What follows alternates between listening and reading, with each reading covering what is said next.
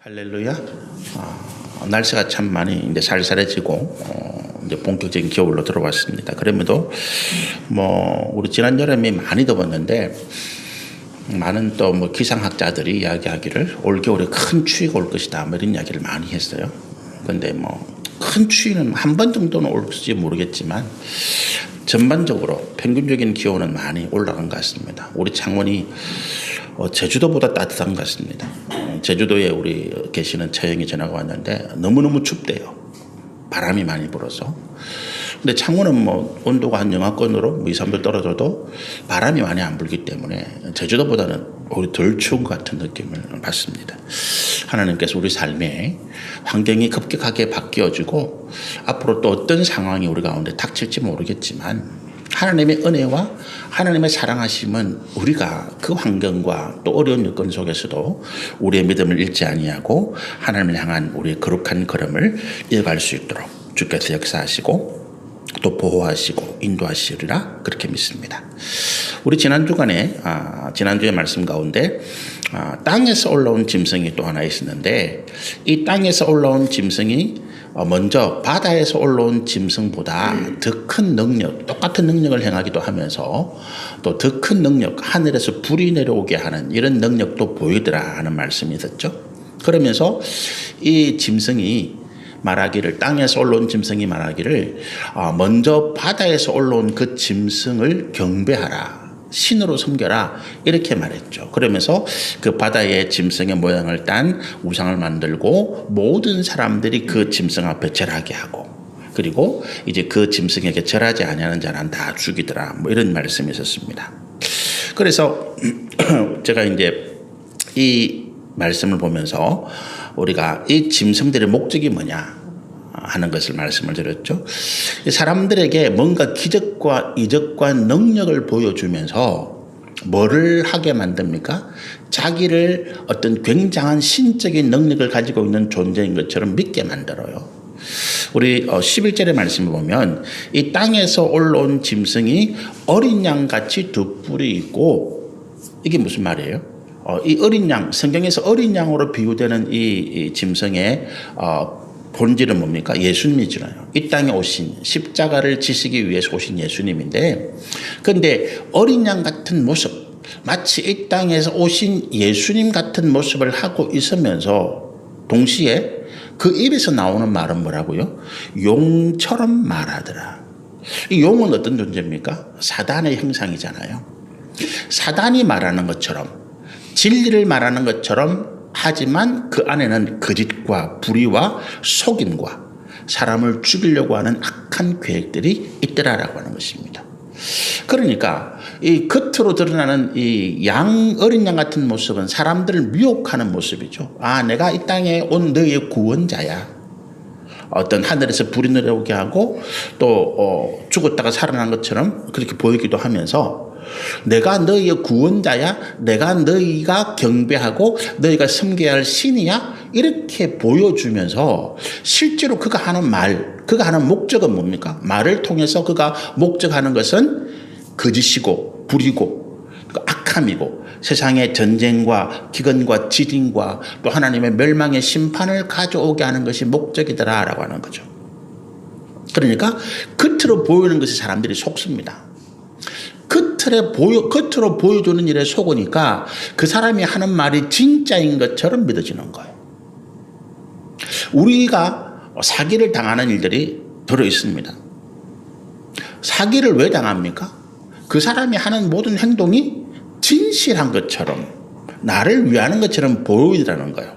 그래서 그 사람이 하는 말을 내가 의심하지 아니하고 그대로 믿어서 돈도 투자하고 보증도 서주고, 아니면 내가 필요한 모든 것들을 정말로 내 모든 것들을 다 바쳐서 이 사람을 내가 섬기고 이런 일들이 일어나죠.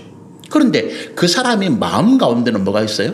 우리를 속여서 우리의 재산과 우리의 모든 것을 빼앗으려고 하는 일들이 그 가운데 있기 때문에 그 하는 말은 우리를 죽이고 우리를 속이고 우리를 빼앗고 우리의 모든 것을 무너뜨리려고 하는 악한 일이죠. 그런데 어린 양으로 이 땅에 오신 예수님은 어떤 말씀을 하십니까? 내가 이 땅에 온 목적은 내가 너희로부터 섬김을 받으려는 것이 아니다.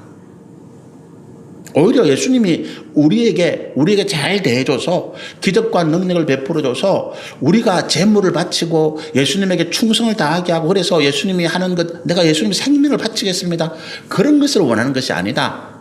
예수님 뭘 말씀하십니까? 나는 오히려 너희를 섬기려 왔고 내 생명을 바쳐서 너희를 구원하러 왔다 말씀하시잖아요.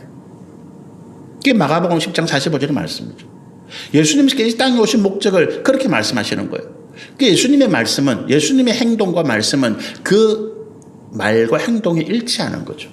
그런데 여기 나와 있는 이 땅에서 올라온 짐승은 행동은 아주 이 땅에 임하신 하나님처럼 하지만 그러나 그 목적은 뭡니까? 결국 우리의 생명까지도 빼앗으려고 하는 그런 일들을 계획하고 있더라라고 하는 것입니다. 그래서 우리가 여기에 속아서는 안 된다라고 하는 말씀을 이제 이 11절부터 15절까지 하고 있죠. 자, 근데 그러면 결국 뭡니까? 어쨌든 미혹하는 자들이 지금 이 적 그리스도라고 하는 미혹하는 자들이 이 세상에 와 있잖아요. 특히 우리 정치인들 굉장히 자기들이 어떤 당선을 목표로 해서 사람들에게 어떤 공수표라고 그러죠. 공약.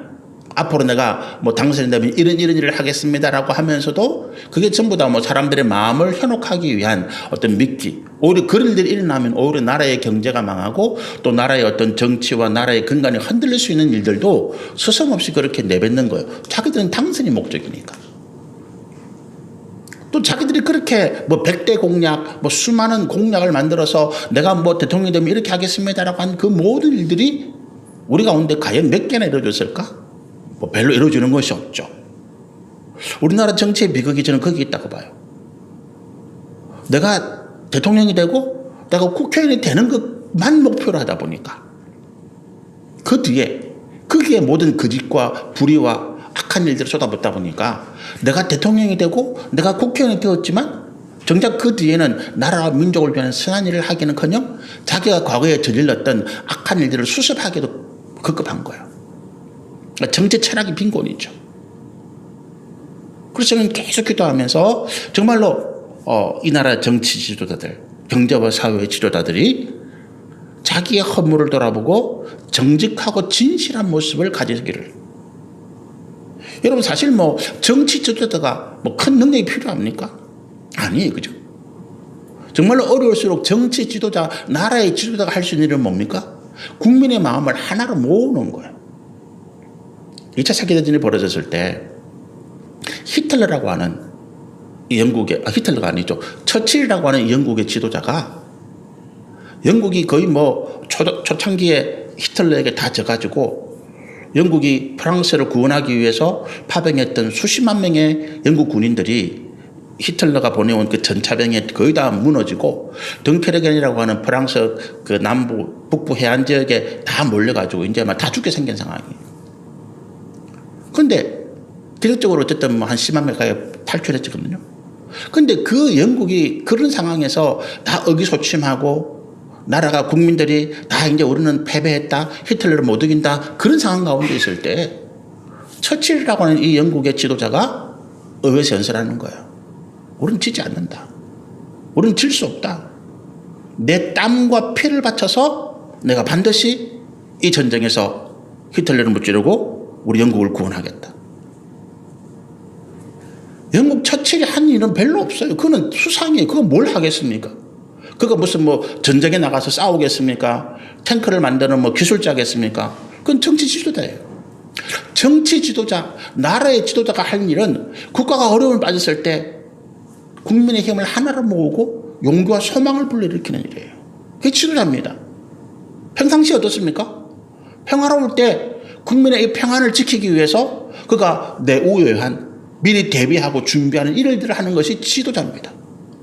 우리가 지도자에게 이 지도자가 무슨 특별한 큰 능력을 가지고 있어서 그 능력으로 우리를 구원해달라 그런 이야기는 아닙니다. 우리는 우리 일을 열심히 할 테니까 국민들이 각자가 저마다 삶의 자리에서 학교에서는 학교에서 산업현장은 산업현장에서 바다에서 농지에서 어디서든지 국민들은 각자 일을 하고 있잖아요. 그런데 우리가 원하는 건 뭡니까? 우리가 하는 이 일들에 대해서 우리가 평안하고 안전하고 우리가 하는 이 일들을 통해서 우리의 삶이 나아지기를 바라는 그 소박한 소망이죠. 나라의 지도자들은 할 일이 그겁니다. 그것뿐이에요. 그런데 우리가 그 사람들이 하는 어떤 말에만 속다 보니까 그 사람들이 무엇을 목적으로 하는지를 모르는 거죠. 우리가 이 세상에 미혹된 자들이 참 많이 있습니다. 우리가 그 사람들의 말에 속는 것입니다. 그럴듯한 행동에 속아지는 거예요. 그런데 우리가 미혹되지 않기 위해서는 뭘 봐야 됩니까? 그들이 원하는 목적이 무엇이냐라고 하는 것입니다. 그들이 원하는 목적이 무엇이냐. 대통령이 되겠다. 바람직하지 않습니다. 국회의원이 되겠다. 저는 바람직하지 않다고 봐요. 그게 목적이라면 옛날에 김영삼 대통령이 제 경남고등학교 대선배인데 그분이 대통령 후보로 나오고 막 정치지도 날 이름을 높일 때 경남고등학교 후배들이 막 우리 선배 중에 이제 대통령이 나오는구나 뭐 이렇게 자랑하면서 그분이 어떤 일화 그분이 고등학교 다닐 때 어떤 일화 하나를 우리 선배들이 이야기해 주는데 그분이 고등학교 때 자기 책상 위에다가 자기는 대통령 김영삼이라고 조각을 했대요. 어릴 때부터 중학교 다닐 때부터 그때는 뭐 중고등학교 6년제니까 경남중학교 경남고등학교 다니면서 자기 책상에다가 나는 대통령이다 미래에 그 꿈을 어릴 때부터 가지고 있었다는 거죠. 그러면서 이루었다. 참 위대한 분이다. 훌륭한 분이다.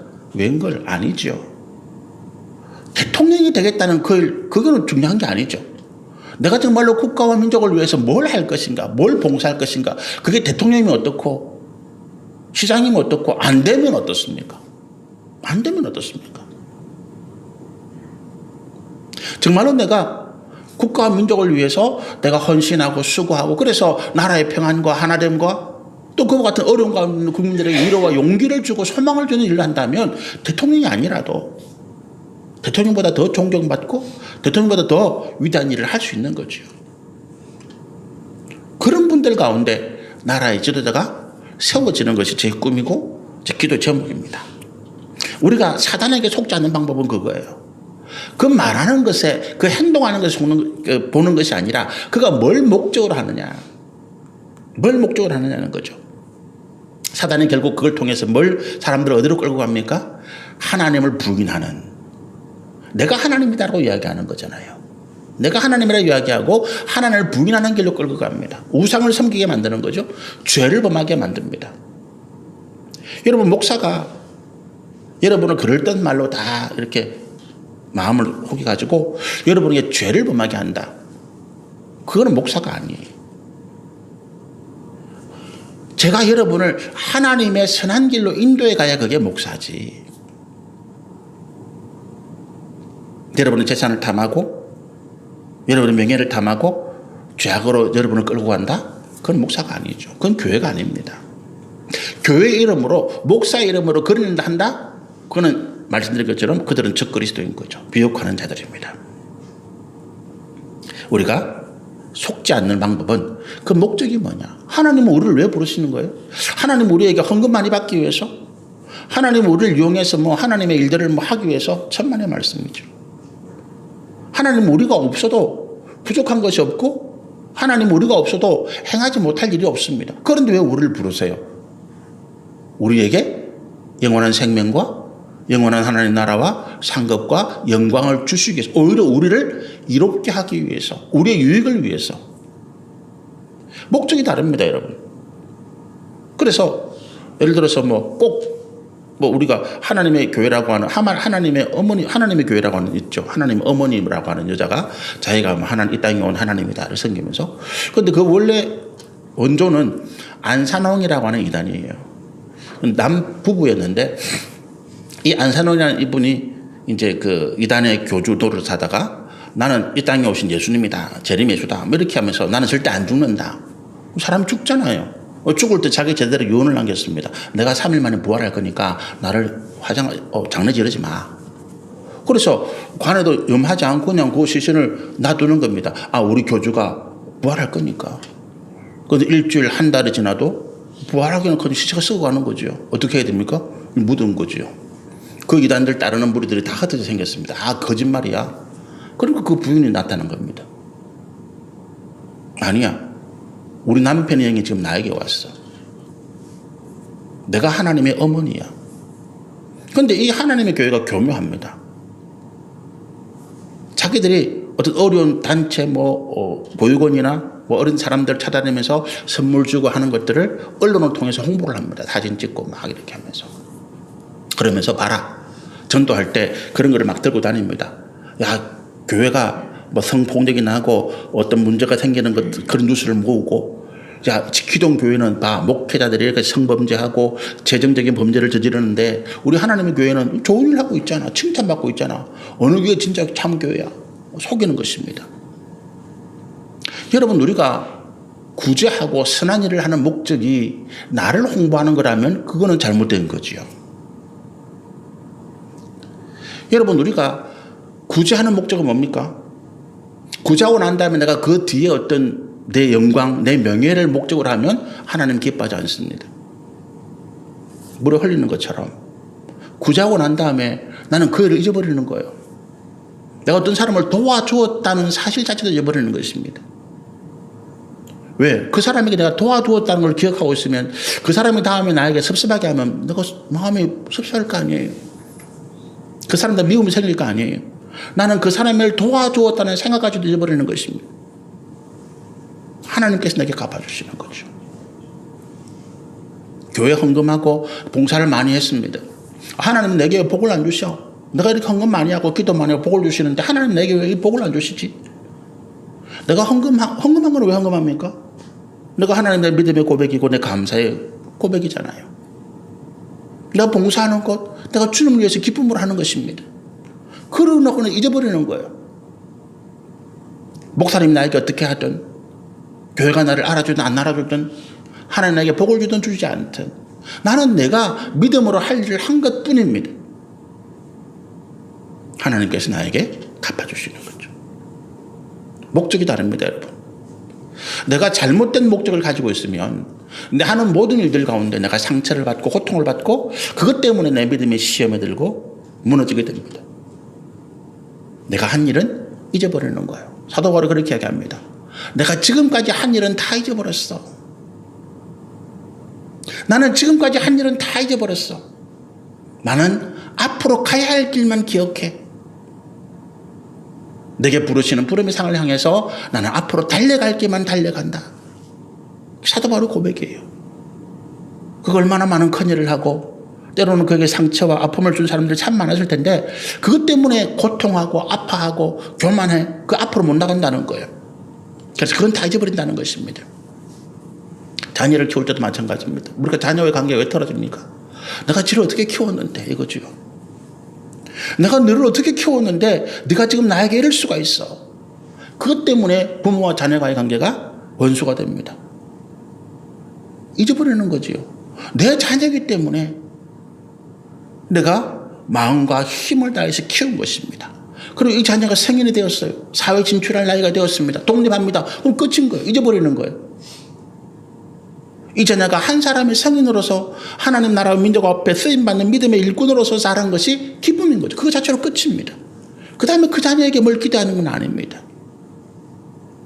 근데 우리 지난 전통적인 사회가 내가 자녀를 키워서 이 자녀를 통해서 내 노후를 보장받고 이 자녀가 내 기쁨이 되고 이 자녀가 성공해야 내가 자랑이 되고 내 어떤 양육의 어떤 대가를 받는 것처럼 우리가 잘못 가르쳐 왔기 때문에 아닙니다. 우리는 한 사람의 인격체로서 이 자녀를 키워서 세상에 하나님 앞에 내어드리는 것으로 우리 역할은 끝인 것입니다.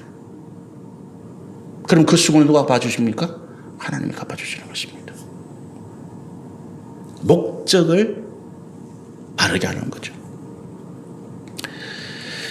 15절에 보니까 그가 권세를 받아 짐승의 우상에게 생기를 주어 그 짐승의 우상으로 말하게 하고 또 짐승의 우상에게 경배하지 않은 자는 다 맺히든지 죽이게 하더라. 이게 사단의 목적입니다. 그럴듯하게 만들어서 결국 하나님을 떠나서 우상을 섬기게 하고 범죄하게 하고 그리고 자기를 따르지 않는 자들은 다 죽이는 그런 일들을 하는 거죠. 16절에 그가 모든 자 곧 작은 자나 큰 자나 부자나 가난한 자나 자유인이나 종들에게 그 오른손이나 이마에 표를 받게 하고, 이게 이제 짐승의 표입니다. 이 짐승이 세상에 이제 권세를 가졌잖아요. 세상에 권세를 가진 이 짐승이 하는 일이 뭐냐 하면 사람들을 표식을 주는 것입니다. 왜 겉으로 드러나는 표식을 줍니까? 못 믿겠다는 거니까. 여러분, 하나님이 우리 가운데 뭔가 겉으로 드러나는 표식을 안 주세요. 성령의 인치심이 우리 가운데 있습니다. 성령의 인 도장이에요. 그런데 이 성령의 도장은 우리 가운데 표가 안 납니다. 겉으로. 여러분, 우리가 내가 목사라고 하는 이 겉으로 드러나는 표가 있습니까? 없어요. 없습니다.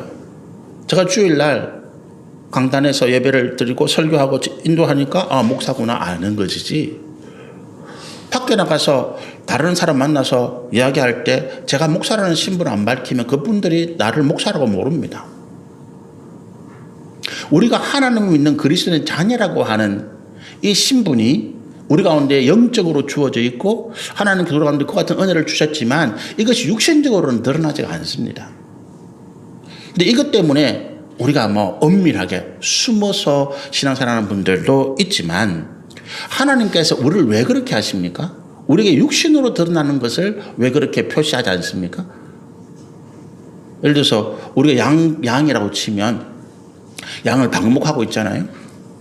소나 양이나 염소들을 방목하고 있을 때 내 것 구분하는 방법이 낙인입니다. 엉덩이나 귀나 이런 데다가 이제 달군 새로 낙인을 찍어서 이건 내 거야 하는 표시를 내는 거죠.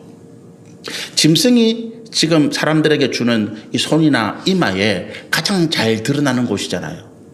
이마는 누구나 볼 수 있는 것이고, 손은 사람들이 일할 때 항상 자기 손 드러나는 것이니까 가장 잘 드러나는 곳에 낙인을 찍어서 이거는 내 거야라고 표를 딱 했다는 것입니다. 하나님의 표와 우리 짐승의 표가 차이 나는 게 이거예요. 짐승은 이 표를 통해서 뭡니까? 속박입니다. 너는 나를 절대로 벗어나지 못해라고 하는 거예요. 하나님의 표는 뭡니까? 우리 가운데 자유입니다. 하나님께 자유를 주신 거예요. 제가 성령의 인침을 이렇게 표현합니다. 옛날에 그 죄인들 또는 노예들에게 이 문신, 이 인을 새겨요. 이는 노예라고 하는 낙인이죠. 특히 이렇게 집에 있다가 도망치다가 붙잡힌 노예에게는 이마에다가 이 노비라고 하는 표시를, 이 인두를 찢어가지고 만들어 놓습니다. 역적들, 이런 식으로. 도적, 이런 식으로. 이 이마에 이런 인이 있습니다. 우리가 죄인이기 때문에 죄인이라는 표식이, 낙인이 우리 가운데 있습니다. 성령의 도장은 뭡니까? 우리에게 있는 이 죄인이라고 하는 영적인 표식을 하나님께서 지우는 것입니다. 너는 죄인이 아니야. 너는 종이 아니야. 너는 하나님의 거룩한 백성이야. 우리 이마에 있던 그 죄인이라는 낙인을, 사단이 찍어 놓았던 죄인이라는 낙인을 하나님께서 성령으로 덮으시는 것입니다. 예수 그리스도 십자가 보혈의 공로가 우리의 죄를 덮습니다, 여러분. 하나님께서 우리를 의롭다 인정하시는 것입니다. 예수 그리스도의 십자가 보혈의 공로가 우리의 죄를 덮기 때문에 겉으로 우리의 죄가 드러나지 않는 것입니다. 그리고 우리가 예수님이 부활하실 때에, 다시 재림하실 때에 우리가 다시 썩지 않는 몸과 영으로 부활될 때 우리는 완전히 죄로부터 자유하게 됩니다. 지금은 우리의 죄가 덮여있기 때문에 이 안에 있는 죄성이 수시로 육신의 정욕과 탐욕을 따라 살아납니다. 그 때문에 우리 그리스도인들이 범죄 유혹에 빠지기도 하고 실수를 하는 이유가 크게 있는 것입니다. 짐승은 겉으로 드러나게 표를 찍었습니다. 사람들이 누구나 보기에 이거는 짐승의 표를 받은 자야라고 하는 속박입니다. 노예죠. 종입니다. 그러나 하나님은 우리 가운데 보이지 아니하는 이 죄인이, 이 사단이 찍은 노예, 죄인의 낙인을 성령으로 다시 덮으셔서 우리에게 자유를 주신 것입니다. 그것이 이 사단의 인과 낙인과 이제 하나님의 성령의 인의 차이입니다. 사단은 하나님은 우리 가운데 자유와 은혜와 구원을 주시는, 그래서 우리를 보호하시기 위해서 영으로, 하나님이 영이시기 때문에 굳이 육신의 낙인을 할 필요가 없습니다. 하나님은 이미 우리 가운데 성령의 도장이 임할 지금 다 보고 계십니다. 그래서 세상에서 어디에 있든지 너는 내 것이라 보호하시고 은혜를 주십니다. 그런데 이 사단은 낙인을 찍어서 어떻게 합니까? 낙인을 찍은 자와 낙인을 찍지 않은 자를 구별하고 차별합니다. 낙인을 바른 자는 어떻게 합니까? 17절에 보니까 누구든지 이 표를 가진 자 외에는 매매를 못하게 하더라. 그러면서 구별하더라는 거예요. 육신의 표가 당연히 있으니까. 그렇지 않습니까? 사람들이 누구라도 다 보는 거예요. 이마에 표가 있나 없나. 없으면 어떻습니까? 모든 매매, 경제 활동을 하지 못하게 하더라라고 하는 것입니다. 이게 사단의 목적이 구속, 속박입니다. 구속하고 속박해서 자기를 강제적으로 따르도록 그렇게 만들고 있습니다. 여러분, 우리가 이 차별 그리고 이 생존의 위협을 받은 사람들이 얼마나 극단적인 행동을 하는가 하는 것이 사실은 이제 우리가 1차, 2차 세계대전의 원인입니다. 1차 세계대전이 일어났습니다. 제국주의자들이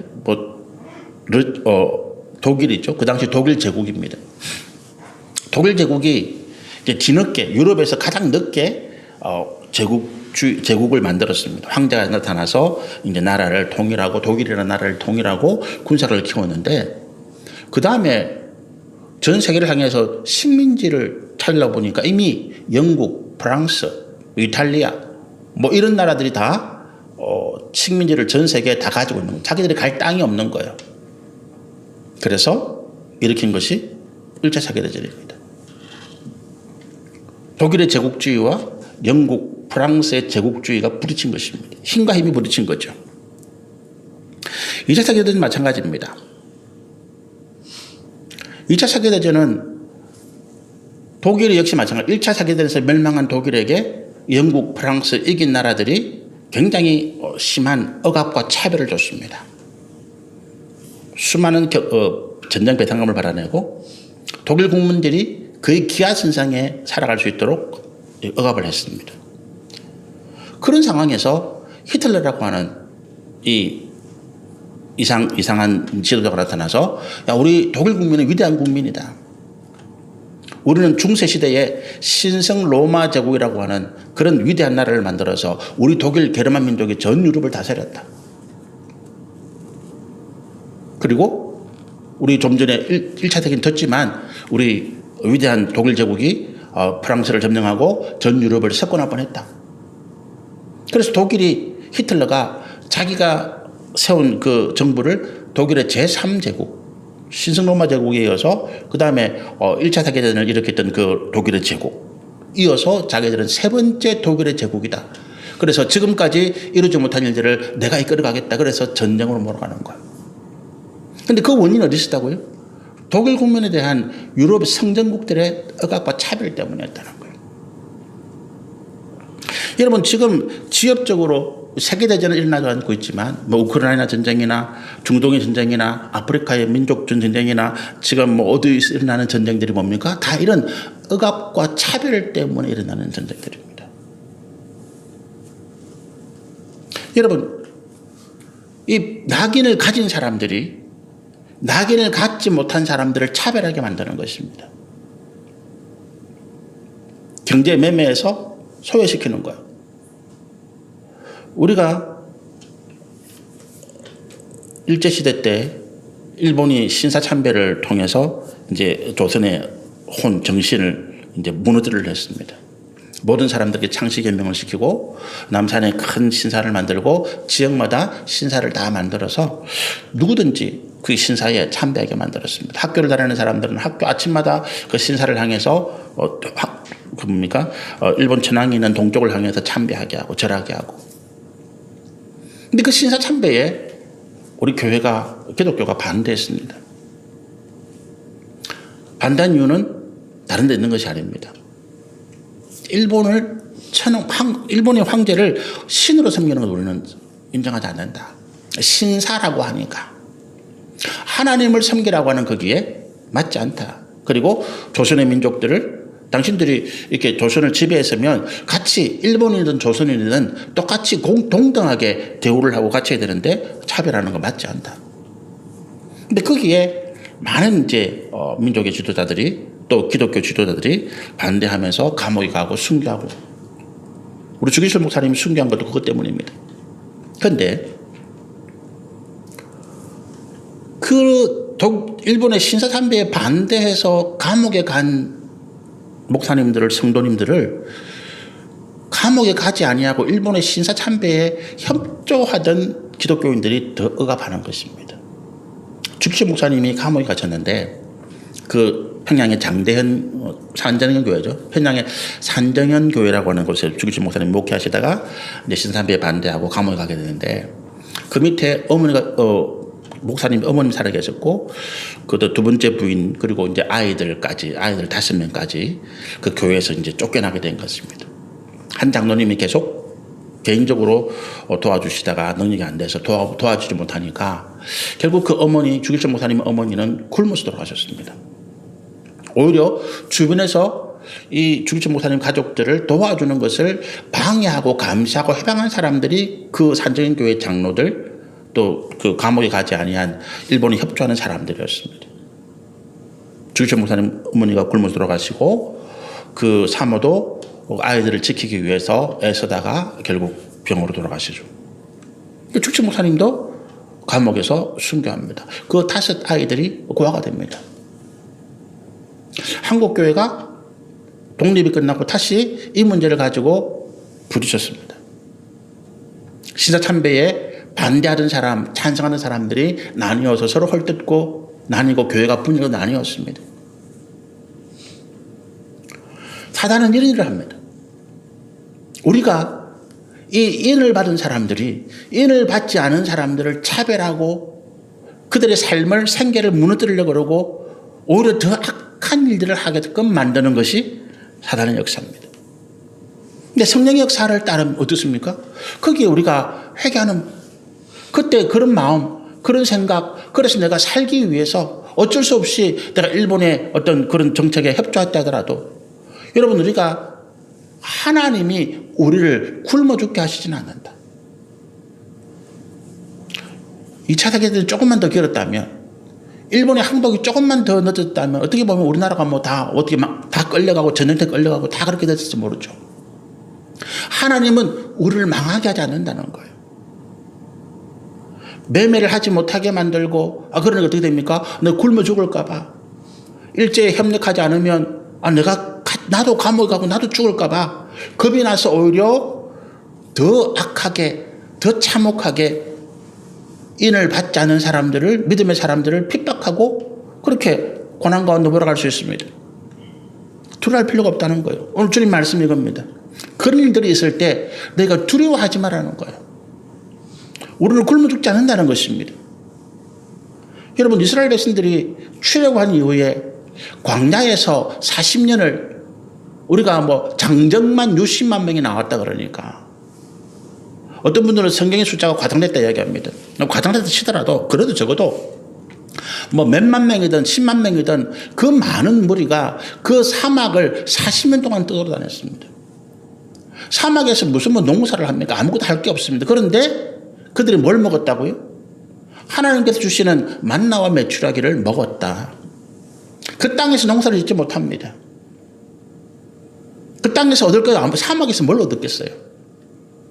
하나님께서 그들에게 하늘로부터 내시는 음식을 통해서 그들을 먹여 살렸다. 40년 동안. 성경에 보면 만나가 언제 거치느냐? 이스라엘 백성들이 가나안 땅의 농사에서 첫 번째 곡식을 거둘 때 만나가 거쳤다. 이렇게 이야기합니다. 굶어 죽지 않습니다. 엘리야가 3년 동안 기근 동안에 굶어 죽지 않았습니다. 여러분 세상의 환경이 사단이 어떤 일들이 우리의 삶을 위협할 때 그것 때문에 두려워서 포기하지 마십시오. 하나님은 우리를 버리지 않는다. 하나님은 우리를 굶어 죽게 하지 않는다. 제가 개척하면서 20년 동안 참 많이 어려운 정말로 통장에 잔고가 없는 상황에서 제 아내가 어떡하지? 제가 한마디 합니다. 지금까지 왜 굶었나? 지금까지 우리는 굶은 적이 없었다. 힘들고 어려운 상황들은 많았지만 그러나 그때마다 또 도움을 주시는 성도들의 손길을 통해서 이 모양 저 모양으로 하나님 은혜를 통해서 그 문제를 이겨나고 헤쳐왔다. 한 번도 우리는 굶은 적이 없다. 하나님은 우리를 죽게 하지 않는다는 거예요. 의인은 멸망하지 않는 것입니다. 의인의 자녀는 절대로 구걸하거나 굶주리지 않는다. 하나님께서 약속하고 계시는 것입니다. 그러면서 18절에 얘기합니다. 이 짐승의 숫자를 한번 세어봐라. 이마에 숫자가 표시되어 있다는 거예요. 그게 666이죠. 666의 의미가 뭐냐? 시간이 얼마 없지만 오늘 마무리해야 될 것 같아서 666의 의미가 뭐냐 하면 이게 666 숫자로 되어 있으니까 이거를 사람들이 해석하기 위해서 알파벳에다가 무슨 숫자를 부여하고 뭐 이런 일을 통해서 뭐 이게 사람의 히틀러라고 하는 그 알파벳 철자를 가지고 666이다 뭐 이런 식으로 또 뭐 한참 컴퓨터가 참 초창기에 나올 때 컴퓨터라고 하는 단어가 666이다 뭐 이런 식으로 근데 그걸 사람들이 뭐 이상한 숫자 조합을 통해서 만들어내는 거예요. A가 뭐 1이면 B는 24고 뭐 이런 식으로 뭐 하여튼 뭐 만들어 나가는 거예요. 근데 하나님께서 666이라는 이야기를 하실 때, 야, 이게 뭐냐, 우리 보고, 이 정체, 수수께끼 같은 이 단어를 알아맞혀라고 주신 이야기일까요? 아니죠. 하나님 우리 가운데 수수께끼를 내고, 내가 이거 알아맞혀볼래? 내가 666 그랬으니까, 이 666이 뭔지 내가 알아맞혀봐? 먼저 알아맞히는 사람에게 내가 상 줄게. 이건 아니잖아요. 우리가 성경의 비유와 상징과 은유로 된 이야기를 해석해 나갈 때, 우리가 빠지는 함정이 이거예요. 우리는 이 퀴즈를 풀려고 한다는 거예요. 하나님 우리 가운데 퀴즈를 내셨다. 666이라는 뭐냐 퀴즈. 그럼 이 퀴즈를 맞춰야 되는데? 아닙니다. 하나님 우리 가운데 퀴즈를 주시는 분이 아니에요. 666은 뭡니까? 18절에 보니까 사람의 수다. 사람의 수라는 건 뭐예요?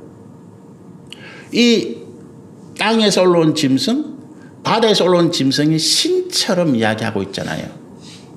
그리고 그 앞잡이가 있을 거 아닙니까? 세상의 권세를 잡은 자들이 그 짐승에게 부안해동해서 권세를 얻고자 같이 그 앞에서 그렇게 정책을 펴고 그렇게 권세를 휘두르는 사람들, 권력자들이 있을 거 아니에요. 사람이라는 것입니다. 그들이 아무리 능력이 있고 힘이 있고 권세가 있다고 날뛰어봐야 사람이다. 사람에 불과하다. 그들이 하나님의 능력, 하나님의 지혜, 하나님의 권세에 미치지 못한다라고 하는 것입니다. 그 의미예요. 그럼 왜 666이냐? 이게 바다에서 올라온 짐승 6 하나. 그 다음에 하나님 미치지 못하는 존재잖아요. 영적인 존재지만. 또 땅에서 올라온 짐승 하나 6이잖아요. 그 다음에 여기에 같이 부안운동에서 세상에서 악한 권세를 잡고 교회와 성도를 핍박하는 권세자 6 하나. 바다의 짐승, 땅의 짐승, 그리고 이 땅에서 악한 권세를 잡고 교회와 성도를 핍박하는 그 권세자 6. 그 666인 것이죠. 여기까지 말씀을 전하고요. 좀 666에 대한 좀 자세한 말씀은 다음 주에 계속해서 말씀을 전하면 좋겠습니다. 세상의 권세자들 가운데 악한 영을 받은 자들이 자기의 탐욕과 자기의 어떤 영광을 위해서 자기 욕심을 채우기 위해서 가장 먼저 하는 일이 뭐냐 하면 사람들의 마음을 미혹하는 거예요. 그래야 권세가 자기에게 모이니까. 그 다음에 그렇게 권세를 잡은 자가 그 다음에 하는 일이 뭐냐 하면 교회와 믿음의 성도들을 핍박하는 것입니다. 왜? 자기의 거짓과 불의를 말하는 사람이기 때문에. 헤롯이라고 하는 유대의 왕, 그 사람이 유대인이 아니죠. 이두메인입니다. S의 후손이에요. 유대인의 왕이 될 수가 없습니다. 그런데 그가 로마의 원로원에 많은 뇌물을 바치고 유대의 분봉왕이 되었습니다. 그러면서 그가 자기를 반대하는 유대인들의 마음을 미혹하기 위해서 예루살렘 성전을 지어요. 예수님 당시에 있었던 성전. 아주 화려하고 멋지게 있습니다. 그 성전을 짓는 것을 보면서 유대인들이 야 헤롯이 하나님을 섬기는 사람인가 보다 미혹된 거예요. 하나님의 성전을 짓고 있으니까. 그런데 헤롯은 어떻습니까? 하나님의 성전을 짓는 것이 아니라 유대인들의 마음을 미혹하기 위한 미혹의 물건을 짓고 있는 거예요. 그러고 난 다음에 유대인들의 마음을 얻었습니다. 그 다음에 하는 일이 뭡니까? 그에게 진리의 말을 전하고 그의 잘못과 불의와 거짓을 책망하는 하나님의 선지자를 죽이는 것입니다. 세례요한이 그렇게 죽었고 예수님이 그렇게 십자가에 못 박히는 거예요. 지금 세상도 그렇습니다. 정치자들이 뭐 미국의 트럼프든 누구든 자기 권세를 얻기 위해 사람들의 마음을 미혹합니다. 그 다음 이 사람들이 하는 일은 교회와 믿음의 성도들을 핍박합니다. 왜? 진리를 말하지 못하게. 그들의 거짓과 불의를 말하지 못하게. 이들이 666입니다. 특별한 한 시대에 뭐 누구가 아니에요. 우리 시대에 여러 명이 나타날 수도 있고 로마 시대에 교회와 성도를 핍박하던 로마 황제일 수도 있고 누구가 중요한 것이 아닙니다. 어떤 존재라고요? 그는 사단의 바다에서 올라온 짐승의 권세, 땅에서 올라온 짐승의 권세, 그리고 세상에 있는 악한 권세 이 세 가지가 모인 존재가 666이라는 거예요. 그러나 그들은 하나님의 권세를 이기지 못한다는 거예요. 사람에 불과할 뿐이다. 불완전하고 멸망할 수밖에 없는 그런 존재일 뿐이다. 하나님께서 그렇게 말씀하고 계십니다. 같이 기도하겠습니다.